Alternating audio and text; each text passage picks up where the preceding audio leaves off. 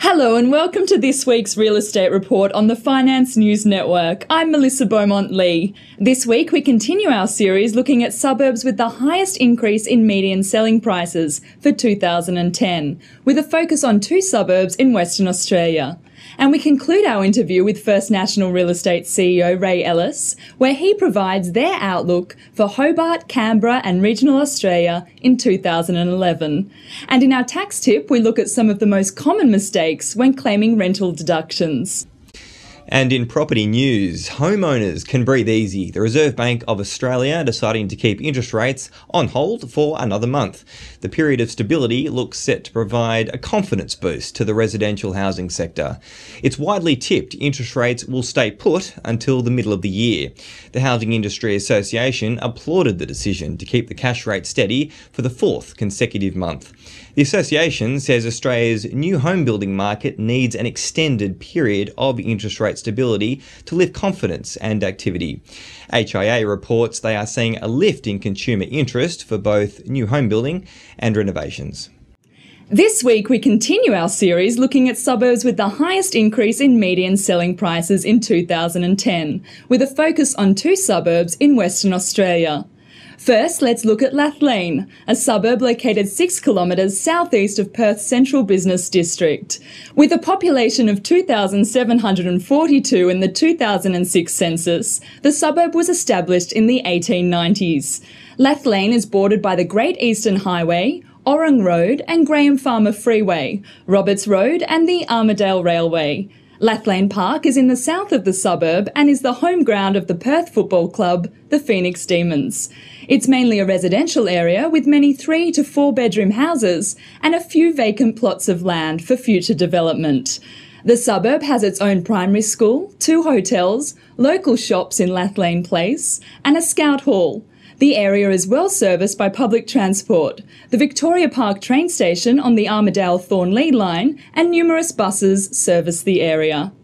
Turning to the figures, and houses in Lathlain recorded the capital's highest increase in median selling price in 2010, rising 43.3% in the 12-month period. 24 properties were sold in the year, recording a median price of $752,500.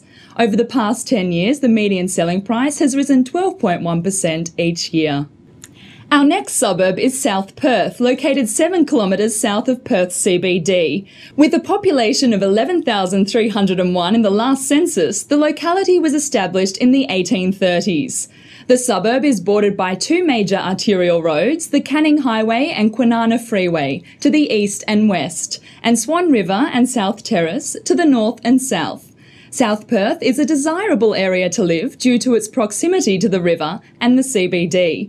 There are many high-rise apartments near the foreshore. Along the foreshore, there are 2 ferry terminals. The Sir James Mitchell Park is positioned between the jetties. There's also larger sought-after mansions, as well as a significant number of townhouses and older-style houses ready for redevelopment. South Perth is predominantly a residential area with some commercial land along the Canning Highway. Local attractions include the Perth Zoo, the Old Mill and the Royal Perth Golf Club. There's a cafe strip on Angelo Street. The suburb is also home to the South Perth Hospital. There are 3 schools, South Perth Primary School, St Columba's Catholic Primary School and Wesley College. Turning to the figures, houses in South Perth recorded the capital's second highest increase in median selling price in 2010, rising 40.8% in the 12-month period. 88 properties were sold in the year, recording a median price of $1.35 million. Over the past 10 years, the median selling price has risen 13.4% each year. Let's now turn to our interview. This week, we hear again from First National Real Estate CEO Ray Ellis. We discuss the property outlook for 2011 with a focus on Hobart, Canberra and regional Australia. Canberra is always a good solid market. It is a government town. Work continues, the economy continues. Growth between 1% and 5% should be expected. Always a good investment return in Canberra. Good solid supply, good solid demand, never a standout performer. If you're looking for safety and returns, Canberra's always a good bet. Hobart is the country's most affordable capital city. good growth in Hobart. 2010 was solid, 2011 will be solid, and that goes for all of Tasmania.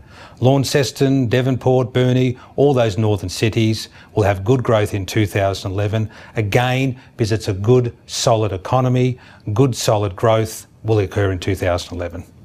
What we're starting to see in regional Australia, and I'm talking about cities like Townsville, Dubbo, Orange, Bendigo, Whyalla, Bunbury, anywhere that's outside of the capital cities, we're seeing the impact of government programs encouraging new migrants and Australians from the capital cities to move to these regional centres. And there's been strong growth in property prices, where a recent survey indicated that Coffs Harbour, Bendigo were considered, and even Devonport in Tasmania, were considered to be among the least affordable places in Australia. Whilst that was certainly a shock to the people that live there, it reflects the growth in those areas. So there's still good opportunities to go and live there with lifestyle and property growth, but it seems Australians are finally deserting the growth to the major cities and going to regional centres for a better lifestyle. So all those major and regional centres will continue to grow very well in 2011 and beyond. And now to the tax tip of the week from Depreciator, the tax depreciation schedule specialists. The Australian Taxation Office says there's a pattern of most common mistakes when claiming rental expenses.